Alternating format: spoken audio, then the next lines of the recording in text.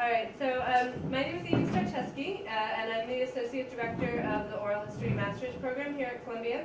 And tonight's talk is part of our ongoing Oral History Workshop series, where we bring people who are at the centers and at the edges of oral history practice to share what they're working on and bring their ideas and their questions and their dilemmas and their accomplishments to Columbia. And so today we have Sady Sullivan with us. And I'm going to do a little formal introduction, but I just want to say that she's been a wonderful mentor to some of our students that have worked with her at the Brooklyn Historical Society, and we're so pleased to have a back and forth relationship between Columbia and BHS, because of some of the really exciting work they're doing that you're going to hear about today. So Sady's the Director of Oral History at the Brooklyn Historical Society, where she manages new oral history projects as well as preservation of their collections, which date back to 1973. She also works with curators and educators to produce audio for exhibitions, walking tours, and K-12 curricula. And her work is influenced by the Buddhist practice of deep listening and formative experiences at two different feminist institutions, the Graduate Consortium in Women's Studies and Babeland. She has radio experience, both pre- and post-podcast era, and Chuck D once said she did a good job on the ones and twos.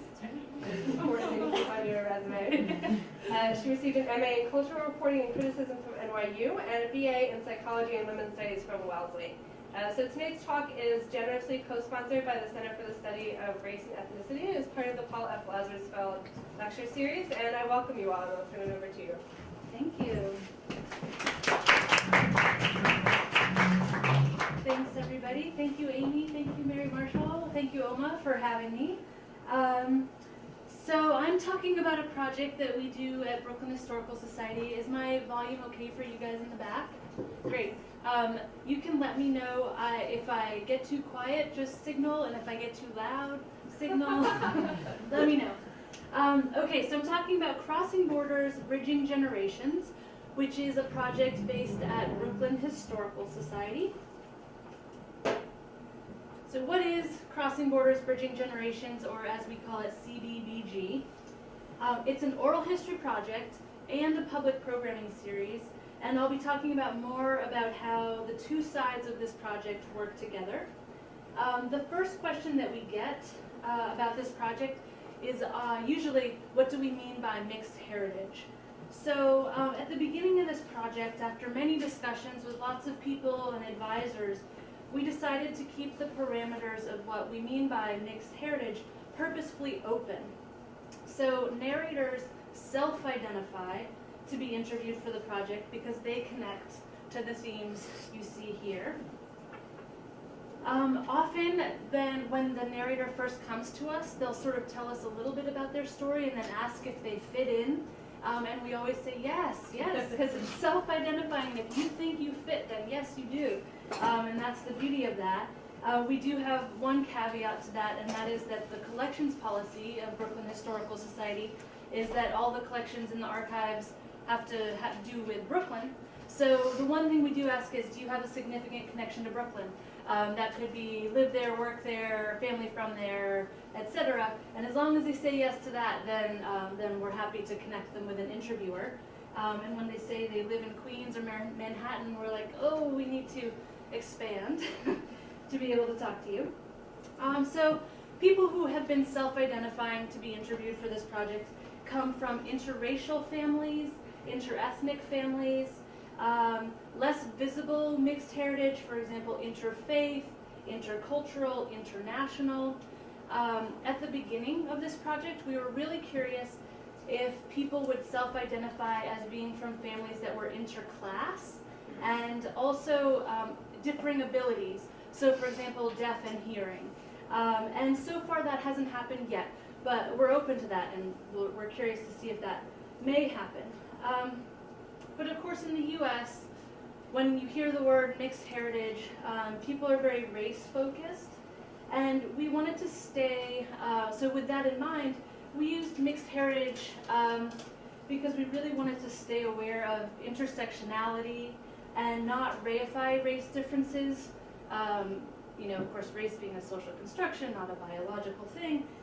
So that was another part of keeping mixed heritage broad and open, is that it lets culture pop to the fore. So what we hear from people is what makes up their cultural heritage, and then often where race fits into that. So it's important that I point out that the purposeful openness of mixed heritage, we're not trying to proclaim like some kind of color blindness or post-racial world. This project maintains a very racist, explicit dialogue, and raising racial justice consciousness is a central goal of the project, which I'll talk a lot more about. So, I started researching this project in 2010, and we received funding for a planning year from NEH, the National Endowment for the Humanities, 2011 to 2012, and we're currently 3/4 of the way through our 2-year implementation phase, which is 2012 through 2014. So now I'll outline the 4 goals that we started with from our original proposal, and then I'll elaborate later on about how those are going. So our first goal, oh good, you don't see it. Our first goal is to document Brooklyn as a place where cultures and communities messily overlap. So our goal to build a collection of oral histories for contemporary and future researchers and other curious people. Unlike some oral history projects, at the beginning our goal was just to create this collection. We didn't have a sense or a goal to build an exhibition or a book or anything like that, although we welcome others to do that, so be aware that there's this collection that you can come and use. And the collection is a really important addition to the Brooklyn Historical Society's archives. One of our advisors, Suleiman Osman, who's a professor of American Studies and the author of The Invention of Brownstone Brooklyn, describes it this way, so I'll quote him. While studies of individual communities in Brooklyn abound, scholars have largely examined individual neighborhoods and ethnic enclaves as homogeneous and bounded spaces. Although these case studies about Polish Americans in Greenpoint, Brooklyn, or African Americans in Bedford-Stuyvesant, Brooklyn, have been insightful and important, they have tended to downplay the historically fluid borders, cultural hybridity, and overlapping identities of Brooklyn's communities. So that's where CBBG comes in.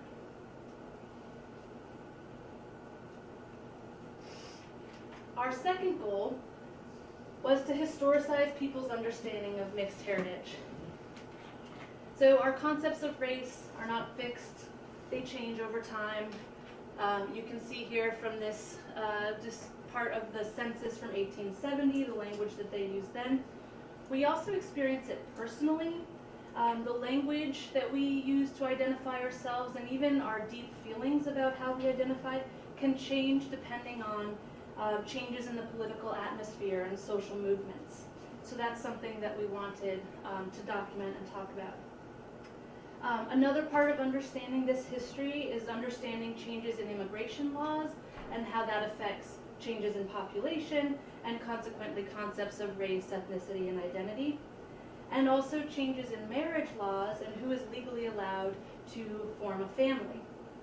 So our goal in historicizing, looking at this history, highlighting this history, looking at how laws and social mores change, who creates that change, we really saw that as a way for people today to feel empowered to imagine a better future and to work towards it. So for example, when we began this project in 2010, DOMA, the Defense of Marriage Act, was still federal law.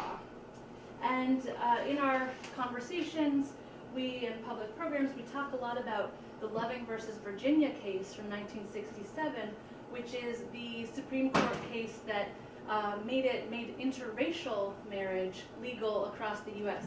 Previously, in 1967, interracial marriage or anti-miscegenation laws were still on the books in 16 states. So it wasn't until 1967 that interracial marriage was legalized everywhere. So, and it wasn't until June 26, 2013 that the Supreme Court ruled on the U.S. versus Windsor case and struck down DOMA similarly for being unconstitutional, like the Loving versus Virginia case. And this is just a great example of being able to see, looking at history and see the arc of the moral universe and bending, and that looking at that history can give us hope. Our third goal was to create space for racial justice dialogues.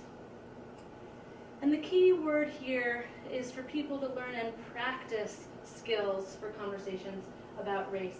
So we don't have many opportunities outside of the classroom, perhaps, to have conversations about race and ethnicity and identity in diverse rooms.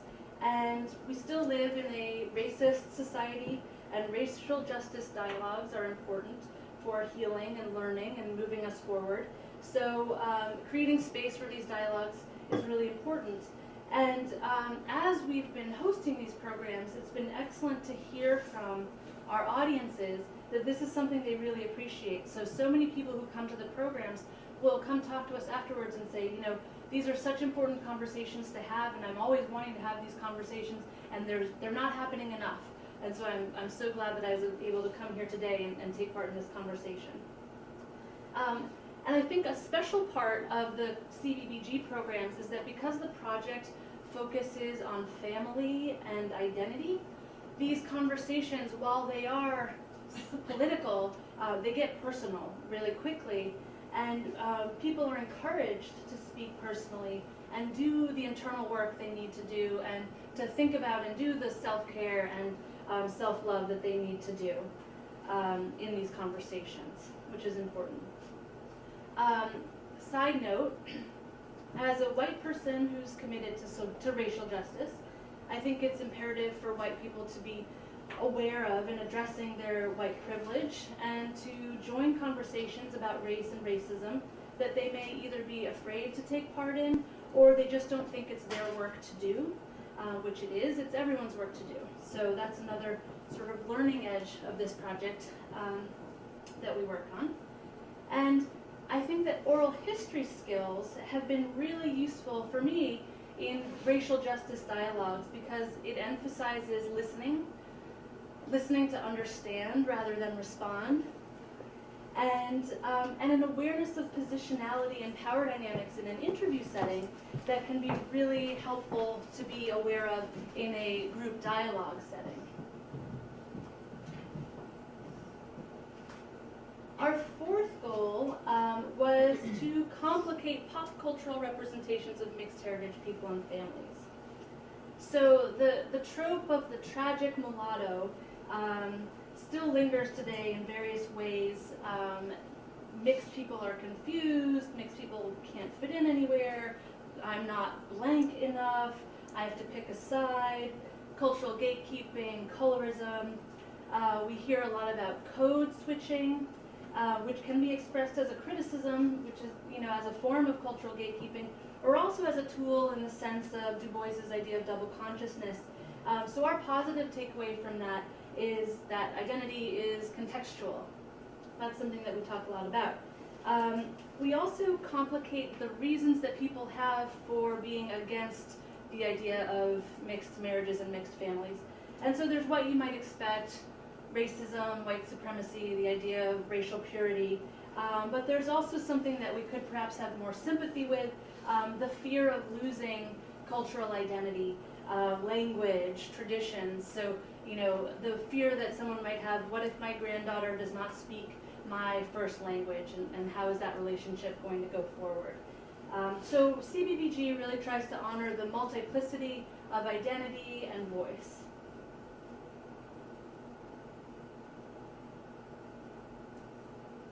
So this is a 6-word submission to the Race Card Project. Have you all heard of the Race Card Project on NPR? Michelle Norris asks people to submit 6-word phrases that express something about their racial experience or identity. And so my son's not half, he's double. This is a great one. And this is one thing that we hear often from our narrators, especially those who are, and sorry, I keep doing like air quotes, but I just want you to know when it's, when I'm sort of using language that maybe I'm uncomfortable with. So racially ambiguous, And it's how these people are often asked the question, what are you? And we talk a lot about why people ask that question, why they feel it's okay to ask that question in often invasive ways, and how that can be a very dehumanizing question. And we also talk about how, in response, many people of mixed heritage have a shorthand for explaining when people, or responding when people ask them this question, and they'll say, oh, I'm half this and half that. And then there's also a lot of people who are uncomfortable with that half and half kind of language because they are whole people and they're not divided into proportions like this. And so, you know, my son's not half, he's double. He has the wealth of both sides of his cultural heritage. So even when we move away from negative stereotypes and tropes like the tragic mulatto, there's stereotypes about mixed people persist. Mixed kids are the cutest is one that you hear a lot. Hybrid vigor. Mixed kids are the answer to ending racism, or mixed kids are the future. And we hear a lot from our narrators and the people who are participating in the public programming about their experiences confronting those kind of assumptions, and how even positive stereotypes are dehumanizing. So, some interesting population data to know, and why we may be hearing more about mixed identity now. This is from the US Census Brief. This is the multiracial population in 2010. The dark green areas are where the multiracial population is 11.9% or more. A study released in 2010 by the Pew Research Center reported that a record 1 out of 7 new marriages in the United States were between spouses of a different race and or ethnicity from one another. So that's about 15% of new marriages in 2010 were mixed.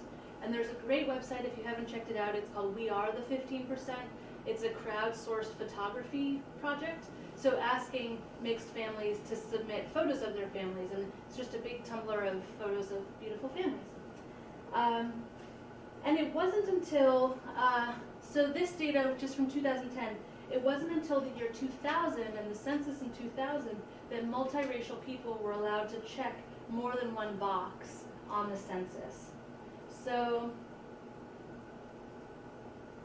between 2000, which is the first time we were able to get population data from the census about mixed heritage multiracial people in the US, and 2010, the multiracial population was the fastest growing population. It grew by 32%. As a comparison, the total US population grew by 9.7%. And many multiracial groups increased by 50% or more.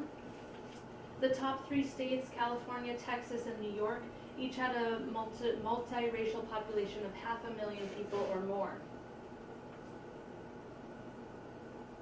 And sociologist Michael Ohms says that, quote, increased visibility of multiracial people challenges popular notions of race, racial classification, and racial identity.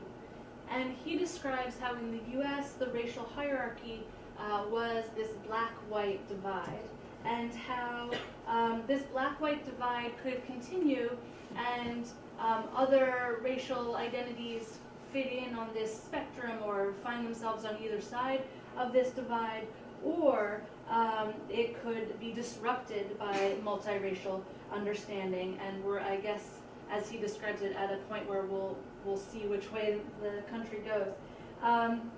And so again, what I've just looked at was very much focusing on the interracial, multiracial.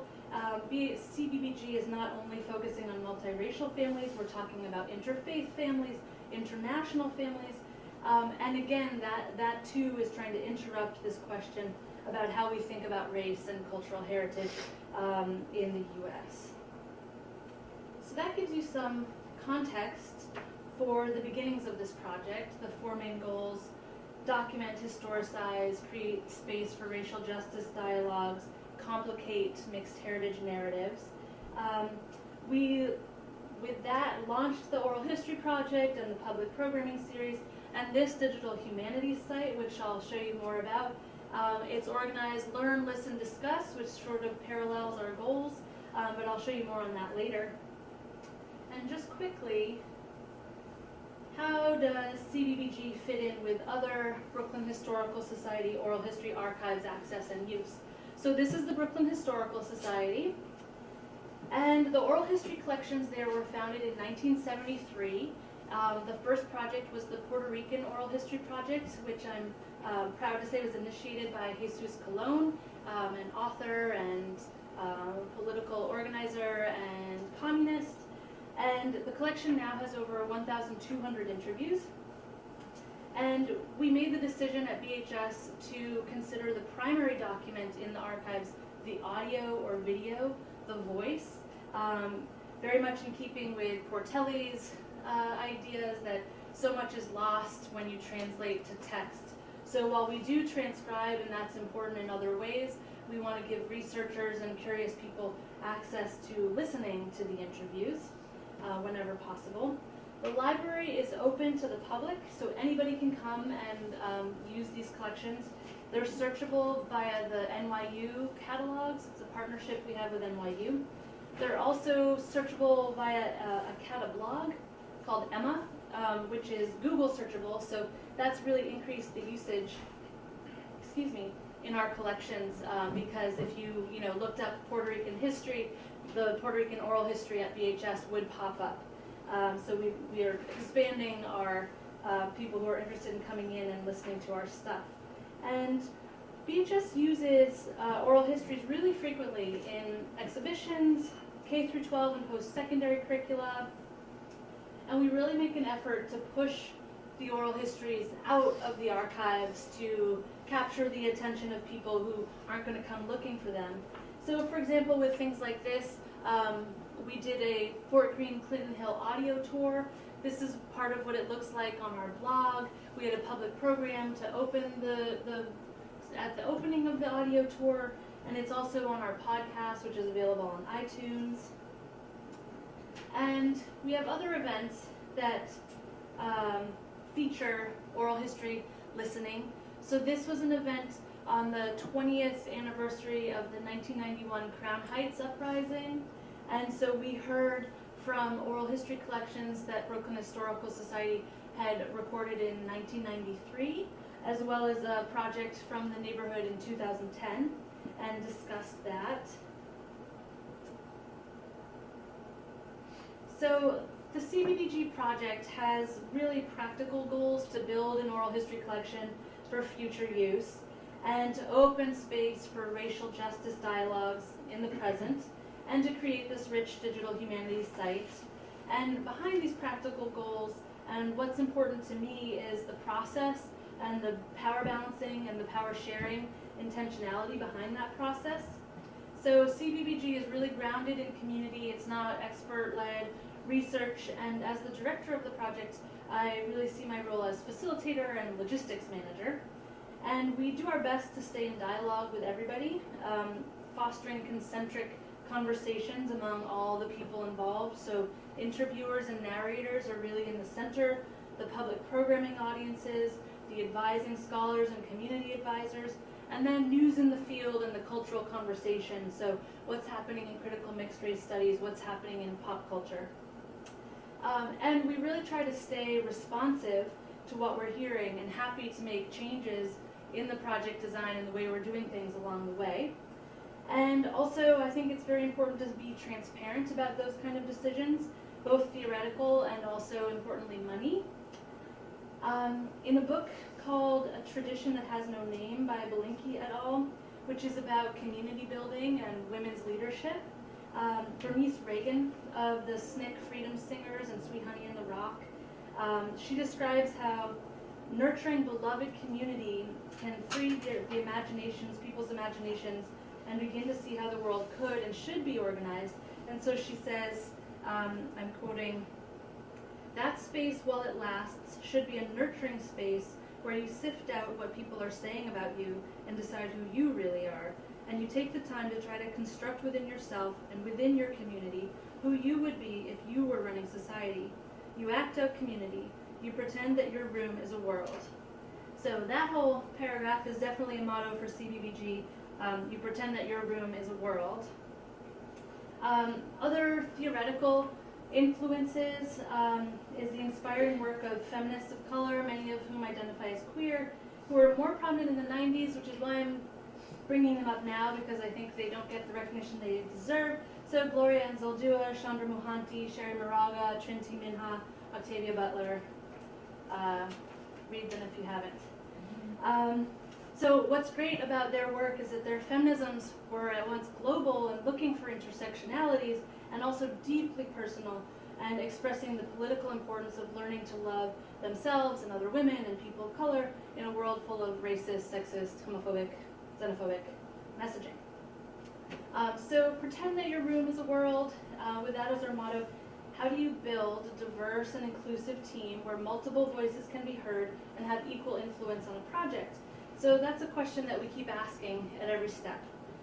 And from my experience with feminist research methodology and anti-racism work, I've learned that diversity and inclusion and shared power really needs to be there from the very beginning. You don't start something and then invite people to join. And also, importantly, that collaboration is awesome, and it leads to the best results. The more perspectives, the more voices, the better. So before BHS applied for funding to do this project, I talked to people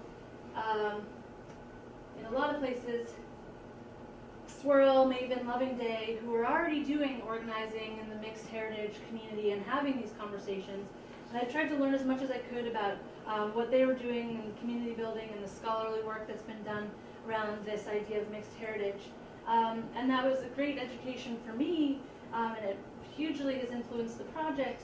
And also, you know, a great thing about starting that collaboration early is that these folks have been very invested in the project the whole time and have felt ownership of the project and have participated in tons of different ways, from hosting and sponsoring programs, facilitating discussions, to designing our print materials and our logo and things like that. So this is Ken Tanabe, founder of Loving Day, and he designed all the purple and orange crossing border stuff that you see. So I'm going to tell you more about the other people involved in this project, and to do that I'm going to go to the website. So let me just get over there.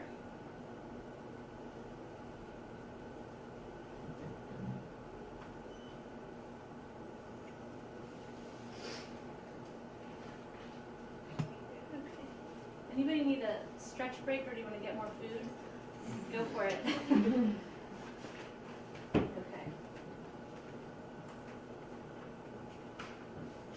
So this is the website.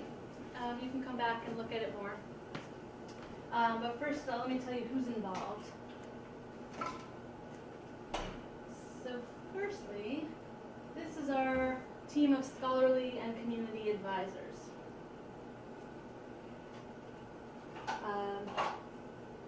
It's a national team, it's interdisciplinary, as you can see, sociology, history, African American studies, English, anthropology.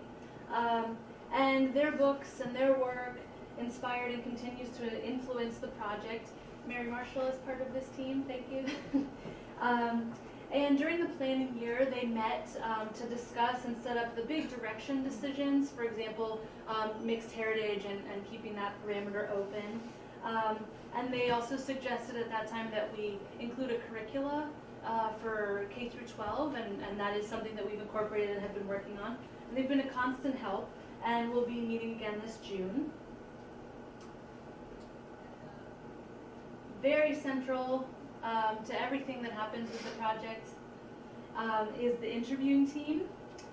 And so there is, I just counted today, 30 people on the interviewing team. You can see everybody here, many of whom are OMA alums and connections, so you might see familiar faces. So the interviewing team was formed by Snowball Recruitment, and we kept it open for about a year, so some people joined about a year later. It is also interdisciplinary. And some people had oral history experience, some people did not have oral history experience, but they were very active in the mixed community and had experience facilitating racial justice dialogues. And so for those people who had no previous oral history methodology experience, we they were very excited to have this opportunity for the training and experience. So we did extra trainings with them. Everybody's training included historical background and context for the project, oral history interviewing skills, racial justice dialogue skills, and it was at those early training meetings that some of the other decisions were made about how we would go forward with these interviews. For example, one of the big questions that we discussed that kept coming up was okay, well, if in this interview, which is all about identity, what if they never sort of say how they identify? Should I ask? And how do you identify? Or how do you fill out the census? Things like that. And so we talked about that a lot, and decided we would wait for the narrator to voice it in whatever way they did, that it wouldn't be a formal question. And then the concern was, well, what if they never do? What if they never voice it in a way that sort of sounds to us like what we're used to hearing when people identify along, about their race, ethnicity, etc. And we decided that that was fine, that the goal was to have their full breadth of their story, so we don't need to have, these are the boxes I checked off. And it was great discussions around that topic. So following those trainings, we've held several meetings a year. We aim for monthly, but that's really hard to pull off. Often these are discussions or guest lectures, and yeah, it's great to bring the team together. It's difficult for, well, I'll talk more about that later. So a thing that I did not expect was, in order to make it possible for the people without oral history experience, who therefore don't have recording equipment, because this isn't something they usually do, in order to make it possible for them to be interviewers for the project, we allowed them to borrow equipment from VHS. And there's this surprising benefit of that, which is we would get to see the interviewers more because they'd come in to pick up the equipment, and then the best part was when they'd come to drop it off and then debrief about the interview that just took place. And I really love that. And it's really convenient to, just get an interview via Dropbox, or, you send it or whatever, but, and then an email that sort of says this is what happened. But it's so nice to see somebody like really fresh out of the gates from their interview saying, oh, this person, talked about this and that. And so that was something I really value about the project. And another important thing about the interviewing team is that they don't only conduct interviews.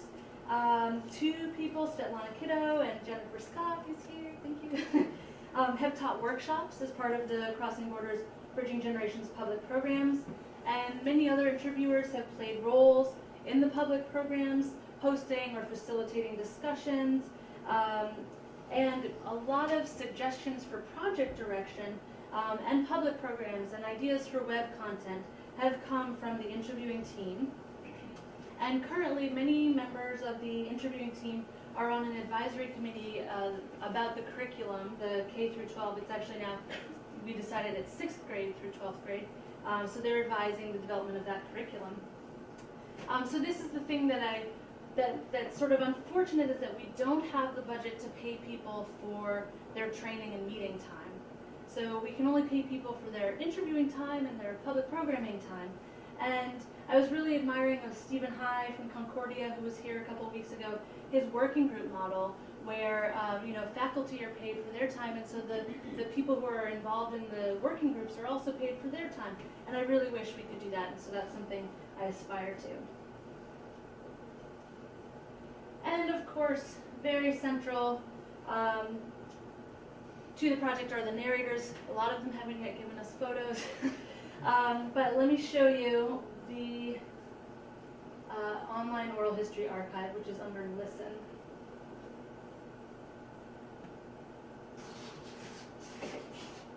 So as I said, narrators self-identify for the project, and they come to us very often through the public programs. So at the public programs, we'll announce we do this project. If you're interested in being interviewed, sign up, we'll be in touch. They also come through connections to the interviewing team. And we just recently started doing directed outreach. So several interviewing team members have made connections with organizations that they're working with. So for example, SAGE, an organization of queer elders, and the Arab American Association of New York. So we have interviewers who are working with those organizations to find people to interview. And that's been working very well. So this is the online archive. And as you can see, it's still in progress. We've interviewed over 90 people. You definitely won't see 90 interviews up here yet. Our goal with this online archive was to make it friendly and appealing for web audiences without losing the connection to the archives. So I'll show you a couple of things that we made, decisions we made along the way there. So the first is this pop-up click wrap. John Neuenschwander, Oral History and the Law, calls this a click wrap. So this is like the researcher agreement that we give to people in the library when they come in to use the collections. And this says, if you guys can't read it in the back, these oral history interviews are intimate conversations between two people, both of whom have generously agreed to share these recordings with the Brooklyn Historical Society archives and with you. Please listen in the spirit with which these were shared. Click continue if you agree. So hopefully that sets the tone. So you'll see here, this is one oral history page. You can listen to her full interview here. Photo, biography, interview highlight. And then you can download the full transcript as a PDF and view catalog entries. So here's our little archival education moment. So for people who are not used to looking at things in archives but are interested in listening to oral history on this online archive, this kind of gives them into a window into what archives are like. They can click here, View Collection Finding Aid, and that has all of the the official library archivist language, so the Library of Congress subject headings and search terms and things like that. But I won't click there now. You can explore it later. So one of the decisions that we made recently, which is I think a good one, is that this part of the website, the listen section of the website that has all of the narrators' oral history interview pages, we took that out of the search engine trolling. So, the way the internet works, there's spiders that troll through content and index it. So when you type something into Google, it says, oh yeah, I know, I saw that somewhere, and it brings, the list of pages. So what we decided was, we want people to Google mixed heritage and find this site, but some of our narrators were surprised and kind of uncomfortable that, if I Google Alexander David, this 3-hour interview where he's talking about his experiences of identity and his family and really intimate stuff, that pops right up there. So we chose to take this out of the Google searchability, Google findability. So people can, obviously it's still up there on the web, people can still get to this page, they can still listen to the interview, but there's that little layer of privacy added for the narrator. So, when Alexander David applies for a job and somebody Google searches, they're not going to find this interview popping up in the list of results. So another thing that is not yet here, but that will be coming that I'm excited about, is that we've started using Ohms, Doug Boyd's really fantastic oral history metadata synchronizer tool. So we're using that to sync we have transcripts for this collection, so we're using that to sync the transcripts and the audio. So that will be, you can keyword search the transcripts here and find the place in the audio. We're also using it to index. You can use it as an indexing tool, and so we're just beginning that phase, but that's going to be really great for reflecting the natural language that the narrators use in their interviews, rather than squeezing them into the Library of Congress subject headings and search terms, which are very limited and dated and not very natural to us. So that'll be a great asset for allowing people access to here. People find out about the events right here, and you can see we have a great one coming up April 24th. Mark your calendars. Nayantara, who joined us, who is our CBBG Project Associate, can tell you more about this program and others that we've done recently. So going back to our original goal for creating space for open dialogue, racial justice dialogue, and Bernice Reagan's advice that spaces should allow people to take the time to try to construct within yourself and within your community who you would be if you were running society.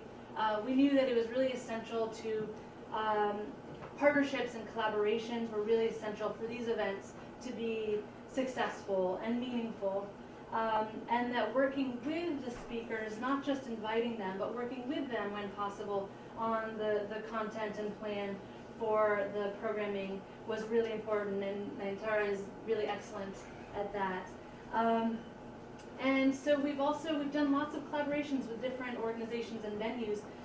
So far we've co-hosted with BAM, Brooklyn Museum, Greenlight Bookstore, Harry Potter Alliance, LIU Brooklyn, Loving Day, Medgar Evers College, El Museo del Barrio, Museum of Chinese in America, Museum of the Moving Image, and Park 51 Community Center. So great partnerships.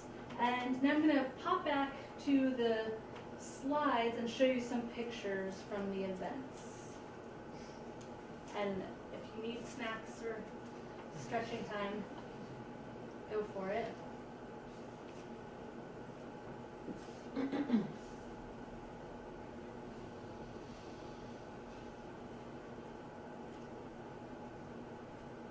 So, these are photographs from a recent event in December, the Sci-Fi and Multiraciality event.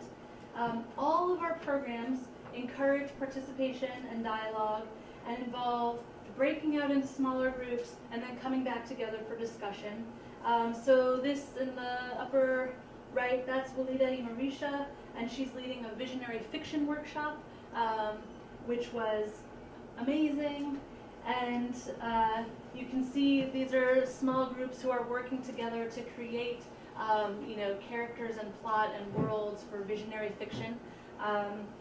We can tell you more about it if you're interested. And we also really ask that the presenters, this is from also from the fall, the What Are You event, which is something that we have hosted 3 years in a row, a discussion of mixed heritage.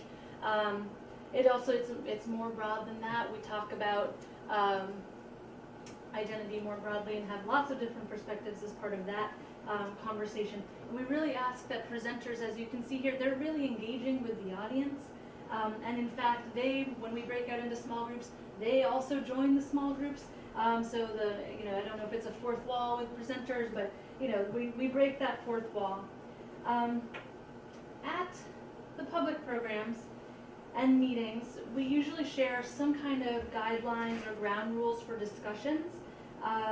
And Nayantara wrote this up for one of our recent listening meetings. And so this has some things that we often use. So I'll just point out a few. The first one, step up, step back. Is this something sort of wiggle if you've heard it? Yeah.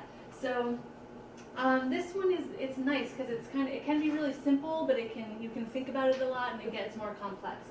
So step up, step back. Step up if you are somebody who tends to be quiet and maybe less likely to join the conversation. Be bold, take the chance, step up and join the conversation. Step back if you are somebody who is loud and always kind of takes a lot of time in space in the room, and maybe be self-aware and step back a little bit and listen more. It's also a way to think about privilege. So step up if you are someone who feels that you are not often heard fully, that you're not often understood fully, and really use this as a time to understand that we all want you to step forward and share your truth. And step back if you find that you are somebody who is often seen to have the authority to have the space in the room. And also maybe if you are finding yourself feeling very reactionary, if you're having quick responses to something, maybe step back and pause and think for a minute, why am I having that reaction? And you can think about more step up, step back. Very simple, but also very complicated. We have here again practice. This is something I just think it's great to express, that we're here to practice, that in this room we agree to anticipate good intentions. Nayantara, thank you for that one, I like that. And that it's okay to make mistakes and to ask difficult questions, and it's okay to feel uncomfortable because we're learning and we don't have enough spaces for this kind of learning. So all of that is okay. And then another one, listen to understand, which as oral historians, I think really resonates. So listen to understand, not to respond. We experimented at the public programs with having vibe watchers. Is that, again, sort of show of hands if that's something you've worked with before?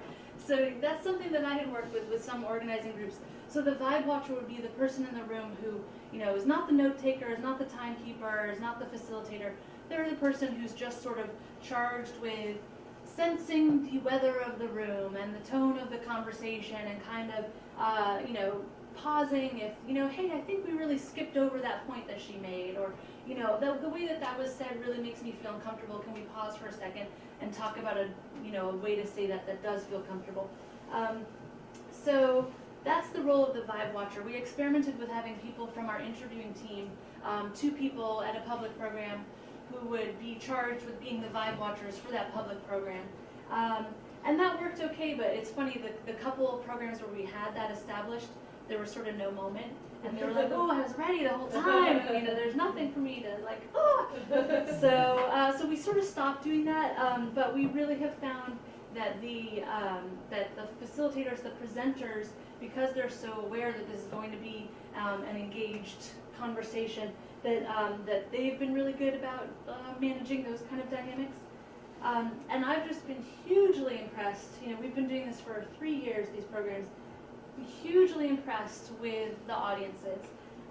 People are really bold, really brave, and really generous with sharing their experiences and their opinions, and in hearing one another. It's been a beautiful thing to see every single time. So I hope that I've done a good enough job expressing the sense that the interviewers and the narrators and the public programming audiences and the advisors are really the heart and brains of this project. And I have some more detailed project design decisions that I can explain that were further made to share and facilitate the sharing of power across these circles.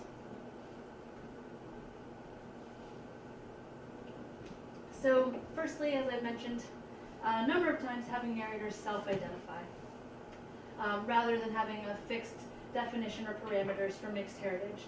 So this allows narrators to use their own language and concepts of self-definition and to talk about how they're perceived in public and ways in which they feel invisible, and decide what's important to them to talk about. As I mentioned, the project stays responsive and open to change and transparent about decisions. And Jennifer, I'm quoting you in this conversation. So early on we had, when we were working on our description and it's not a call for narrators, but the description, we decided to add cultural hybridity for people who didn't like the mixed heritage, and didn't like identifying with the mixed, but still wanted to talk about the themes of this project, and that was suggested by Jennifer, which we incorporated. Thank you. And so all of this, and I think I've mentioned, but we really try to keep permeable boundaries between all of these concentric conversations. So narrators and public programming audiences have joined the interviewing team. Some of the interviewers are also going to be interviewed as narrators. And very often what we hear from the interviews and from the public programming audiences influences us in what we plan for future programs and also outreach for future interviews. So another experiment that we tried at the beginning as an effort to kind of balance the power dynamics in the interview situation was we wanted to give narrators the choice of who their interviewer was. So we asked the interviewing team to write bios, but not just a professional bio, a sort of personal, professional bio that would basically explain what resonated for them with this project. So these were about a page long. And the idea was when the narrator came to us, we would then send them all of these page-long bios of all of the interviewing team members and say, choose your interviewer. And I was super excited at this. And a couple people took us up on it, and more people said, oh, whoever's available, or oh, whoever you think, or whatever, it's fine, whatever you want to do. And I was like, but this is like sharing authority, this is so exciting. But recently, So some people have joined the team later. Anyway, we have more people. There's 30 people on the interviewing team, a packet of 30-page-long bios. That's a lot to ask somebody to read.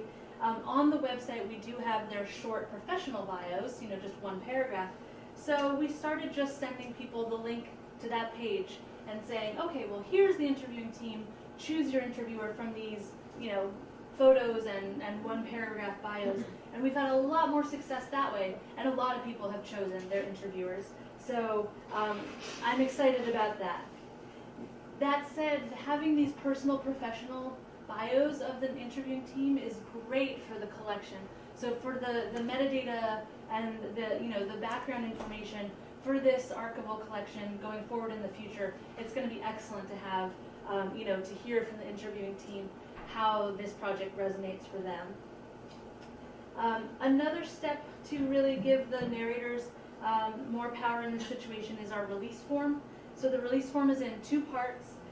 After the interview, they sign the first part, which gives Brooklyn Historical Society the permission to transcribe and archive and do what we need to do with their interview.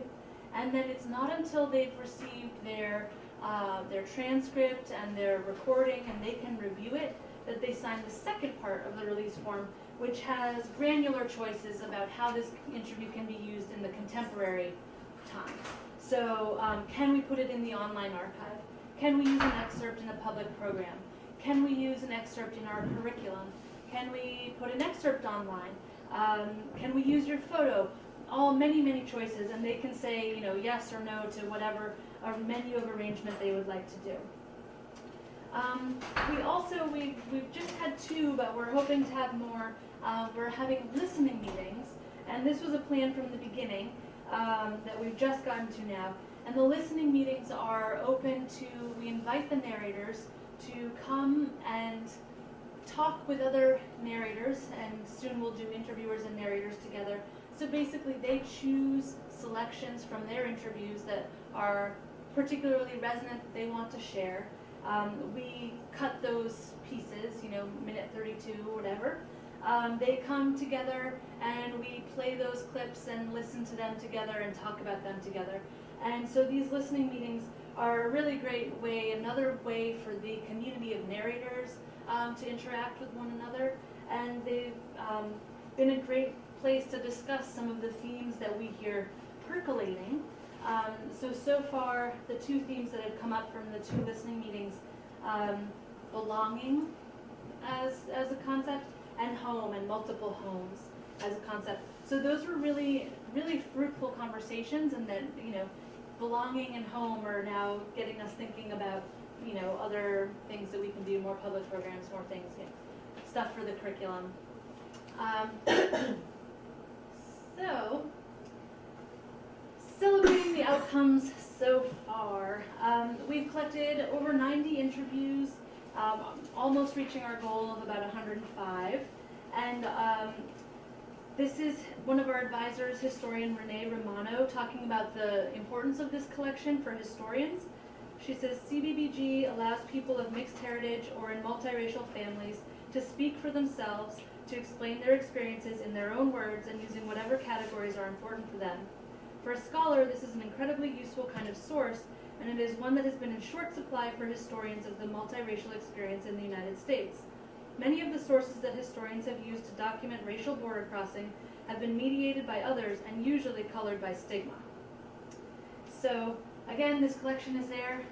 People in the future want to come and use it. By future, I mean like very soon. So we're really interested in what people are going to do and open to all kinds of ideas.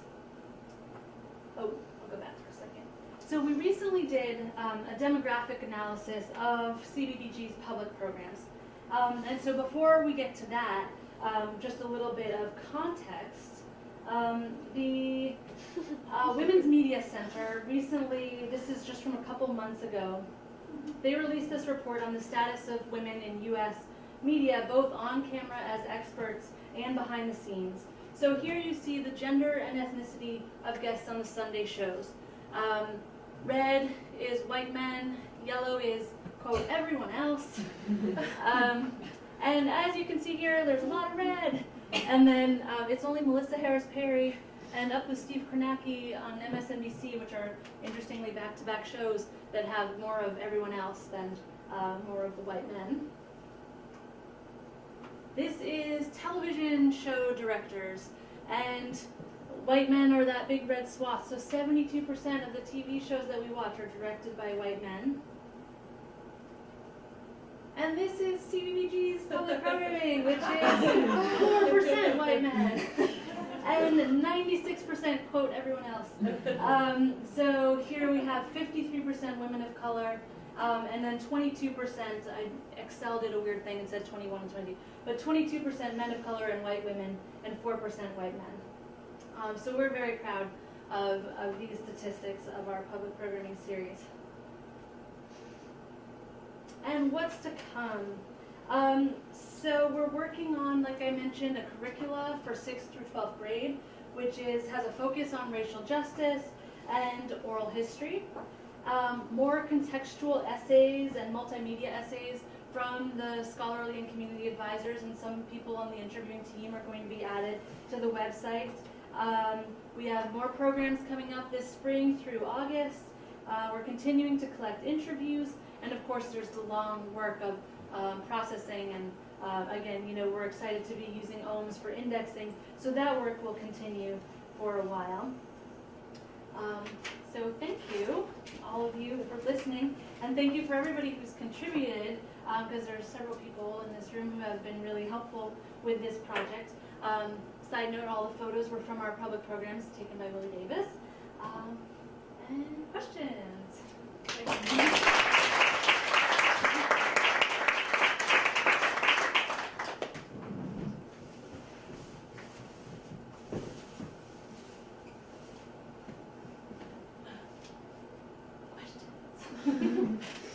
Yeah.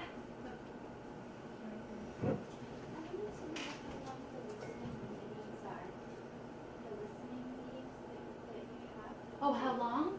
Yeah. Interestingly, we the last one that we had, we scheduled it for 2 hours, and it needed to be longer. We just didn't want to burden people because we were asking, you know, narrators to just come on a Saturday and take part in this, and so we probably needed 3 hours, but we had scheduled it for 2. And do you sometimes go by like a particular topic that you decide to set?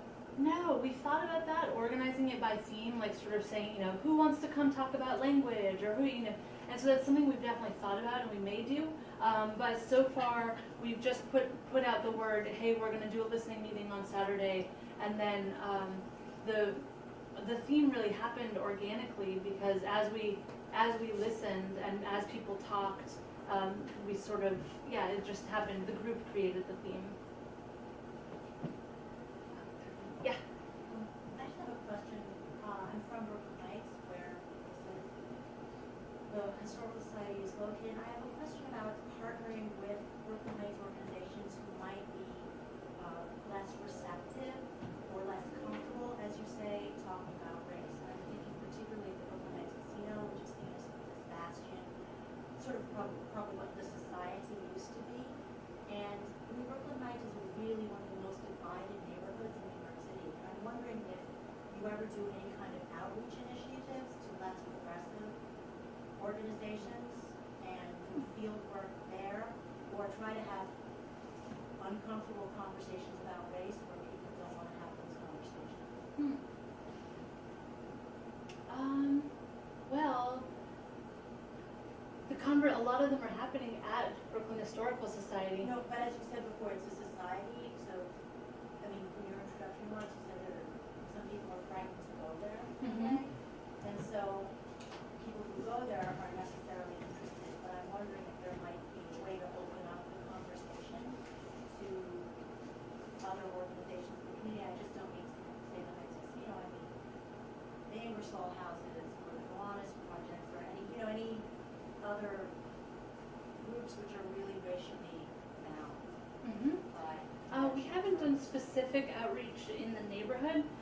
We've thought about we really were consciously trying to get outside of Brooklyn in fact, so not only like to different neighborhoods of Brooklyn, but also, we partnered with the Museum of Chinese in America in Manhattan, El Museo del Barrio. Like, we were really trying to attract audiences from all over. And I think that that's where, that would be a great place where like the early collaboration really helps. So not just bringing a flyer over to the Heights Casino, but saying, if we did a public program with you, what you might want to talk about. But that's not, those groups we haven't connected with specifically. But that's an interesting idea. And I mean, that is a big, having white people come to conversations that are racial justice dialogues and feel that it's part of the work that they should be doing, or something that they're interested in doing, or something that they should not be afraid of doing. That's a challenge. And I do think that like part of the tone of because a lot of the programs they're entertaining, they're fun. We're not saying like come and have a serious political it's like come for a film screening, come hear these artists talk about their cool work. So I think that could be my finding, and Nantara, you can speak to this too, is that people are attracted to the other parts of the content, and then we kind of sneak in the racial justice dialogue and we sneak in the history. Do you have something? Sure, yeah, I can speak to that. I think one of the things that we've been successful with is because the mixed heritage framework is so broad and it talks about class and religion and gender and really anything that would constitute individual identity formation. A lot of folks do come to our programs wanting to talk about faith and being in interfaith relationships, or being in families with various class dynamics, or being in families with various political dynamics and things like that. And I think the benefit of having that as a framework is that people are always in racialized families because everybody has a race, and then they often come to the programs feeling like they can talk about all these other intersectional dynamics about identity, and they don't have to be like relegated to having this race explicit conversation.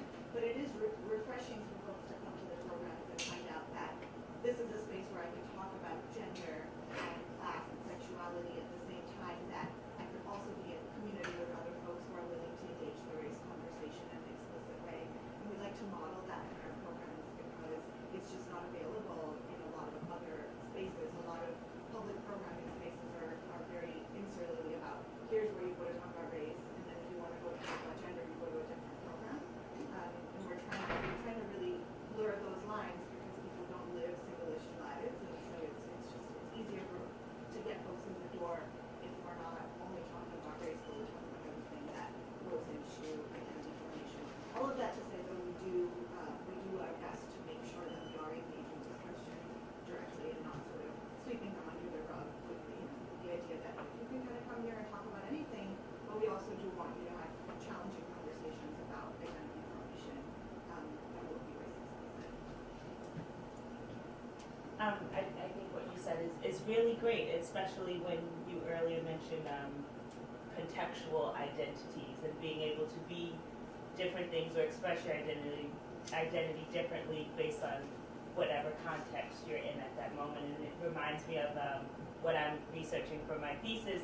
We're queering your identity, and you're really looking at all the different layers of a person depending on the context. But also, I think that it's important to kind of create a sense of belonging.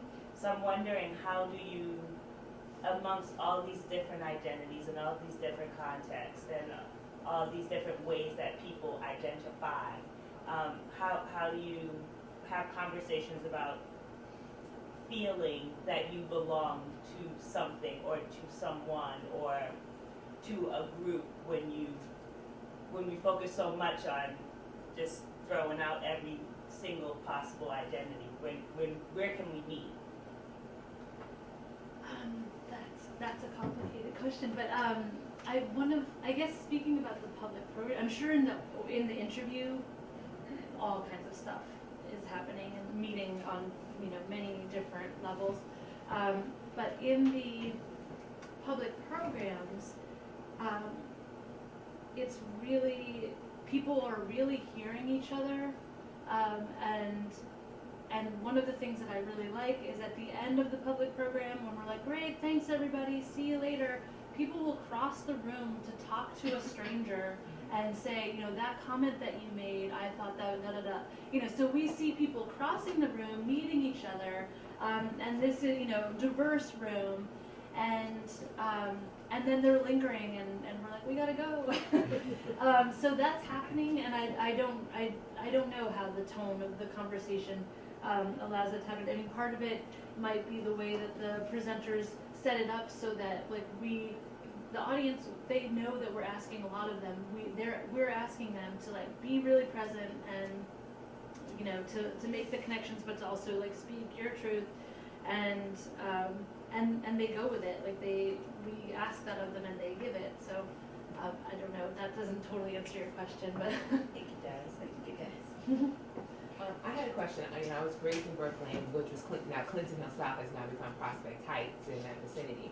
And I wanted to know, because I don't know if you spoke about this, they love the environment and how the environment possibly fosters this idea of belonging or further disconnects the people. And if so, what neighborhoods are you seeing that becoming a problem, and where are you seeing that becoming a solution? yeah. That's something that Brooklyn Historical Society is really interested in general, and like a lot of conversations we have. I hear in the interviews a lot of people who are multiracial families with, excuse me, with young kids, talking about specific Brooklyn neighborhoods like Fort Greene, for example, and enjoying living there because they feel like they'll very clearly say, because I feel comfortable, my partner feels comfortable, my kids like see other kids who look like them, you know, like. So people talk about that, and a lot, quite often.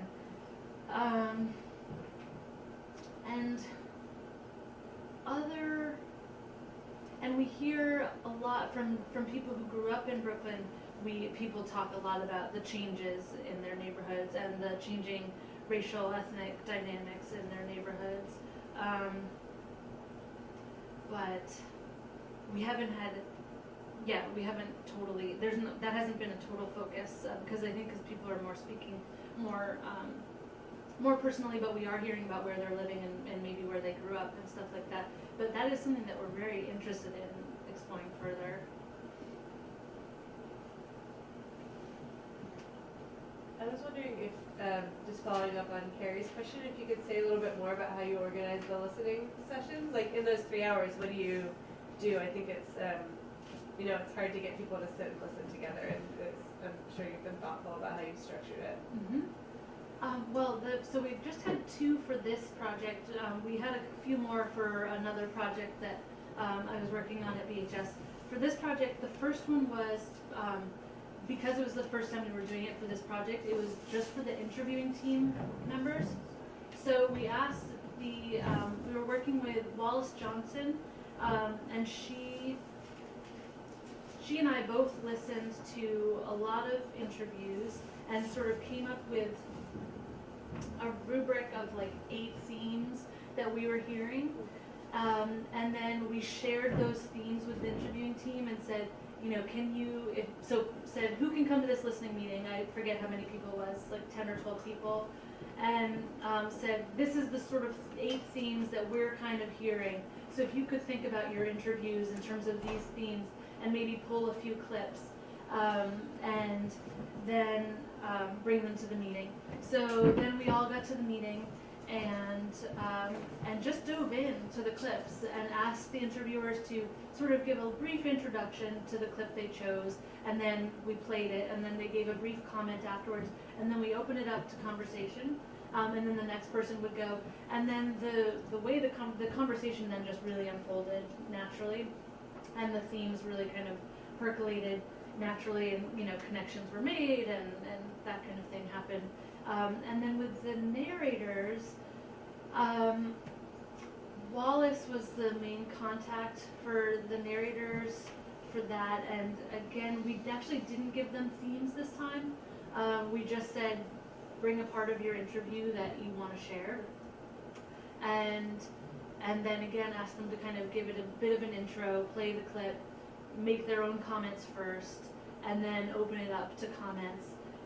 We had the guidelines, which you saw before, so you know, people knew that it was, and we talked about like this it's a safe space. You're hearing from people's interviews, and it got really personal very quickly, and people were respectful of that. And then just let the conversation happen. And then there wasn't too much structure, and there's also not a goal. We didn't document it, like we didn't record it. We're not going to do anything with it except keep this thought of how that conversation went, this idea of home, and where is home? Is home my parents' country? Is home where I was born? Is home where I make my home now? That's really something people wanted to explore. So we're just keeping that in our mind, but there was no actual result from the listening meeting. Did you have limits of how long the clips could be? Yes. Was it under 5 minutes? Yeah. Yeah, they're under 5 minutes. And I think the only it was, as you might have in any meeting, the only thing, like, then there's in the step up, step back thing, there's like always maybe one person who talks more than they should. And so like that's a tough thing, especially with narrators, to be like, okay, like your time. So that happened like a tiny bit, but that was in terms of the clips, that was fine. And people were very brave in what they shared. So people didn't just have the clip that said like, the basic info. They really went deep with the clips that they chose, which was really cool. And they really made deep connections with each other, which was really great to see. I'm curious about the archives for this project in particular, and you mentioned that you're really excited to see what people do with it. And I wonder if you could say some of what you hope people do with it, especially not so much the interviewers or the narrators, but people coming to the projects in the general public. I don't. I really have no hope for what they do. I mean, that I don't have like a plan. I just hope people are excited by it. Marcia, who is here from Brooklyn Historical Society, you've been in touch with some theater people who might be interested in using the collections. Yeah. There's a lot of stories and drama. It's wonderful material, and I can say that in addition to the scholars, I think we'll learn a lot from these interviews. People who are in creative fields might also. It lends itself obviously to dramatic presentations, as you see and hear. So we did have somebody who was interested in exploring them in that way, creating a piece, a theater piece, and I'm excited about that. It's not anywhere, but.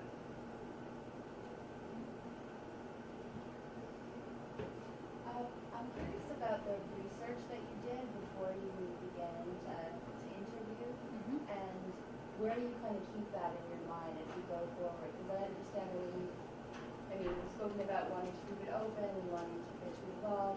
So where do you keep that initial research? Well, we have a lot of the times it's like, oh, you have to read this book. Like that just happened in this interview. Like, have you read, Renee Romano's race mixing book, or so that's mostly where it is. But for me, I personally, I don't know. That's a great question. It's kind of always there. But there's so much new work that's always coming out in this field. So, and that's a challenge actually, just like a practical, professional challenge of like, I don't have the luxury of having my days free to read. So that's something I do in my own time, and I am really interested in these topics in my own time and personally, and so I do, but that's an interesting dynamic, because it's sort of like bringing work home, but it's not, because I just want to read this book, and Right. I don't know if that answers your question. Well, I guess I'm interested in the relationship between like the theoretical inspiration and then the practical work that you're doing.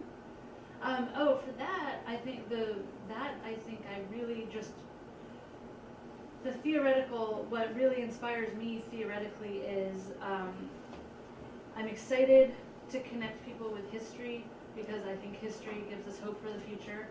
and so that's just something I like care about. And then I really, really like, like I quoted Bernice Reagan a lot of times, but I really think it's important, and I like being part of community building work, especially around racial justice, and I like so that just that happening is sort of regardless of the content, just people coming together, and also being able to have opportunities for, I'm just really open to collaborations and for people to bring what they want to bring to things. So I really am open to things. So to McKenna's question of like, what do I hope people, I really just open. I'm just excited about what people might do with it.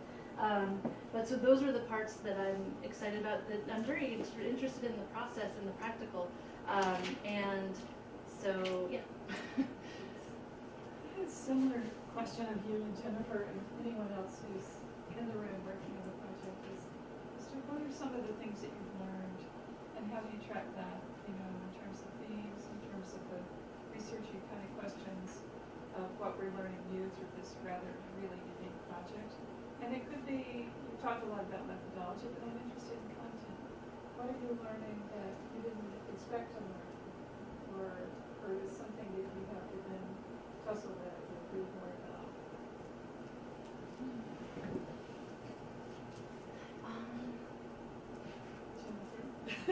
Yeah. You knew I was going to call you out. Well, I think, just from the workshop that I did with CBBG was connecting biology and race. And part of that was just from teaching. I was learning that, or I was sensing that people were, there was some kind of new way that people are talking about race, in particular mixed race, that I was sensing is reinscribing that race is biologically determined, talking about it in percentages and fractions, and I'm half this and half that, and so the project allowed me to have these discussions with people who were sort of sorting that out, that relationship, and sure enough, I was able to learn and see different ways that people were actually, believing in the present day that on some level race is biologically determined, without maybe even realizing it, and the kind of discussion format and shared authority model that Sady's been so great at spearheading allowed that, and these were book reading discussions we had, so there were stories and novels like Henrietta Lack's story, where people who were at the session could have been, very lettered, like chemistry, experts and things like that. So you had a diversity of people come together, and you could hear the different language that people used about the topic. And it confirmed for me, this was a new in a sense, but it confirmed for me that there was a lot of confusion out there, a lot of confusion and a lot of yearning to sort it out, that relationship, and it's going to take a lot of work to offset, some of the expertise of authoritative people out there helping, those mythologies out. I just find this so fascinating because you're doing so much more, so that we did a similar project on our 9/11 project, which we just responded and did it, but you're thinking about all the ways this can be mined. And as one of your scholar advisors, I just think it would be so terrific to make that a long-term part of your program, is to read these conversations and listen to them for the language in them, and for the concepts about people from that language. And that would be a really amazing study or engagement process. It just occurred, this is sort of a funny thing, but one thing that we do hear a lot is like, why can't I just identify as a New Yorker? That's how I feel. And so many people in the public programs will be like, this is all my complexities, but really I'm just from New York, and that's my identity. So that's kind of a silly one, but yeah. Exactly. Yeah. To really go through that language in a very, very careful way, to look at the way form and meaning and its relationship to what's silent, weird silences. Yeah. Okay. I did oral history back in the 77 period, but what I did that related to this a lot was that it was a group that the knitting factory for about 8 years, where people came in. We had like 20, more like a theater, so there'd be 20 to 30. We were looking for women artists, and the group was very mixed race and multicultural. It came by themes put out on like in the Village Voice. We would get featured every week with the theme that we put out, and everything the audience became on the stage, watched people went on the stage, and the intimacy of the dialogue came from the person speaking. So instead of 5 minutes, it was about 8 minutes, and someone would time it. And then the big breakthrough came also when people used slides. They showed their families. The thing that probably connected people, and there was a rough time in the city racially, and also in the arts, people moving in the arts. But to see somebody's family background in such poverty, like the white woman from the South, who really wanted to talk about race.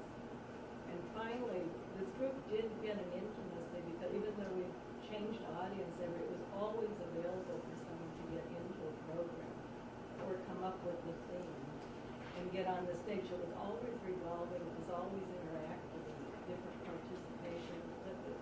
The race thing too, what surprised me on that one was themes like mothers and daughters were really powerful, that united people together. And then seeing a person's life, seeing who that person is, even though you're angry, you're hostile, you're coming from academic worlds, people were screaming at each other in the room on these subjects.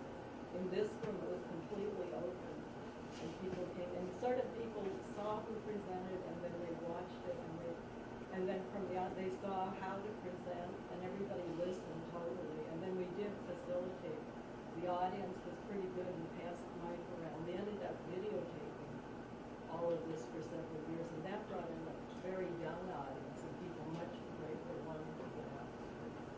It's something I thought in your program, it's something I was surprised how people really wanted to be videotaped. They wanted their life out there, to be out in front of, we did some cable, we did some public television. That's something I can see really slowly could get into the vision. And it gives that other perspective of the interior of how someone lives.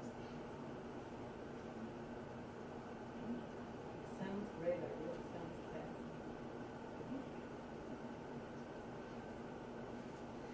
That kind of brings up the question of age in this. I wondered if you could speak a little bit about whether you saw, was there an age cutoff for part of the project for either the interviews or the narrators, and also how might these conversations be brought into a much younger group of people? So thinking like elementary school, how do you talk about racial justice with 8-year-olds or 10-year-olds or 12-year-olds?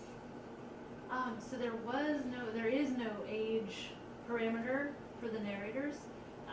If you're under 18, your parent or guardian has to also sign the release form. So far, we have not had anyone under 18.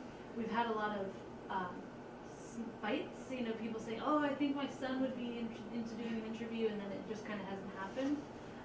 But we'd be totally into that. About a year ago, I did like a quick graph to see how we were doing in terms of the age spread, and we had like a lump, a big spike in, I think, the sort of like 22 to 35-year-old, which so we're just aware of that, and so we've been telling interviewers that we are looking for folks, older than 35, and we have done. We've been getting some older than that, so that's good. We still haven't gotten anybody younger than 18, and we've had a lot of conversations about So one of our advisors is Jamie Jin Lewis, who runs Border Crossers, and it's just a coincidence that we share some name of crossing borders, bridging border crossers. But anyway, it's a really great organization that does teacher training about race dialogues and racial justice in the classroom for all ages. And one of the things, and she's actually writing an essay for the website, which will be really helpful, but basically how to talk to young people about race.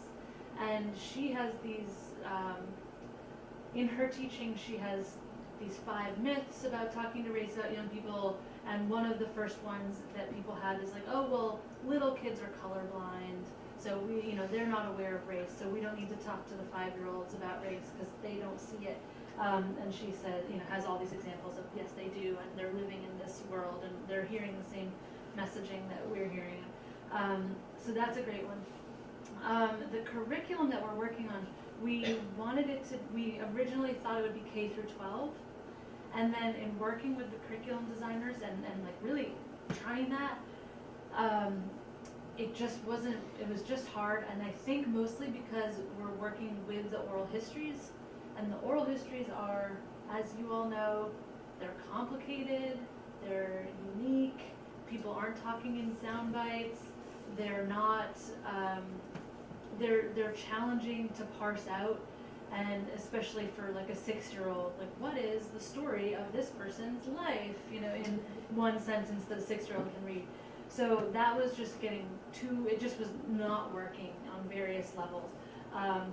So we decided to just do 6th through 12th, so basically middle school, junior high, through high school.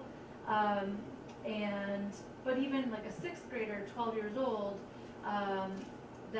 we are thinking about ways, like what is it that they know already, and what are like safe and comfortable ways to talk about things that are painful and uncomfortable, like discrimination and disproportional power dynamics and things like that. So we're figuring that out.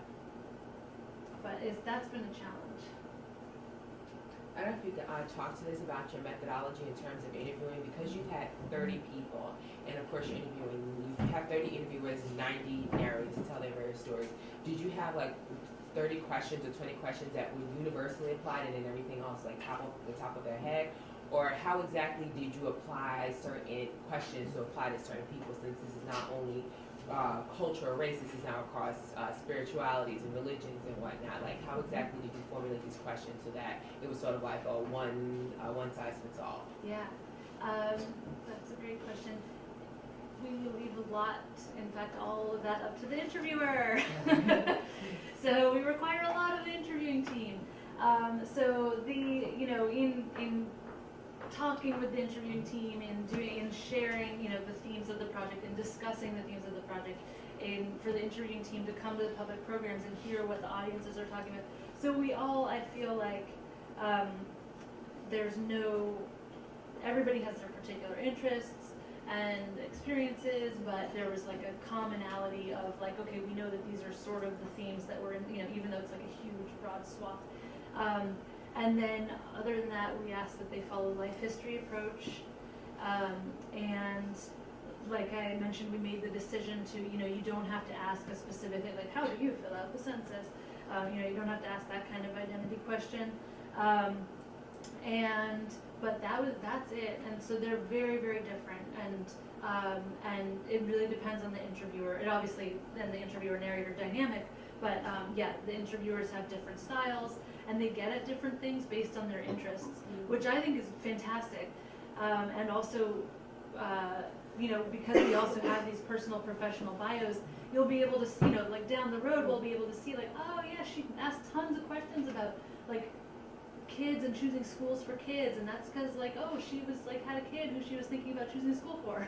So that's why in her interviews, no matter the age of the person she's interviewing, this comes up for her. So we'll definitely see themes like that, but in terms of differences, and and other like especially the people who organize, like for example Jen Chow, who founded Swirl, which is an organization for multicultural, multiracial people. a lot of her questions have been about, how did you find community, or do you feel that you have community? Is this something you want community around? Do you find that you can have places where you can talk about your multiracial, multicultural identity? So her focus is that, because that's her interest. But I just think that's great. We did have a plan to work together on an interview guide that would just be, questions that are successful. We have shared some questions just among the team. Like I remember one, Angela Tucker said that she just asked someone, tell me about your name. And that like launched, like an hour of conversation about where this person's name came from. So she shared that one as like, this is a great way to get to people's, to lots of stuff. So we've shared successful questions, and we had a goal at one point of working together on an interview guide, but it hasn't happened. But it could. We've talked a lot about how people have self-identified, and I've seen kind of a theoretical model where they call that interdiversity and how people are identifying themselves. But how have people talked about how other people view them within these interviews? Yeah, that comes up a lot, and the frustration people have with the sort of quick visual labeling that people like to do, and hence that question, if I can't like quickly visually label you, then I have to ask you, what are you, so that I can then figure out, so people talk a lot about that. People talk about,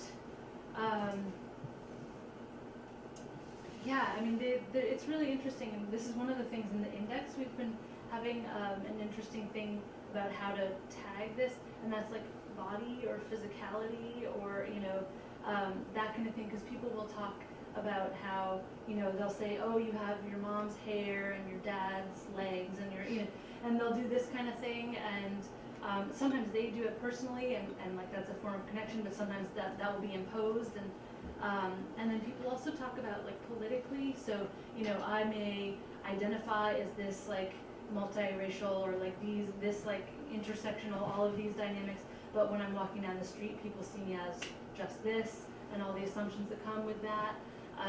And so we hear a lot about that, and a lot about visibility and how to come out from invisibility. So if some side of your heritage is not visible, like a faith or just like a ethnic racial connection that's not quote visible, but you feel like you want to represent in that space, like how do people do that? And so like there's a lot of stories people will tell of being in the room and having to be like, well, hey everybody, talking about this XYZ, that's also me, and you just didn't see it. But that's something that's like a fascinating part of the interviews, definitely, that everybody talks about, this sort of the discrepancy between how complex they are internally and then how quickly the outside people perceiving try to just like flatten. Okay, good place to close and have some time for people to chat and have some more snacks. So thank you very much. Thank you.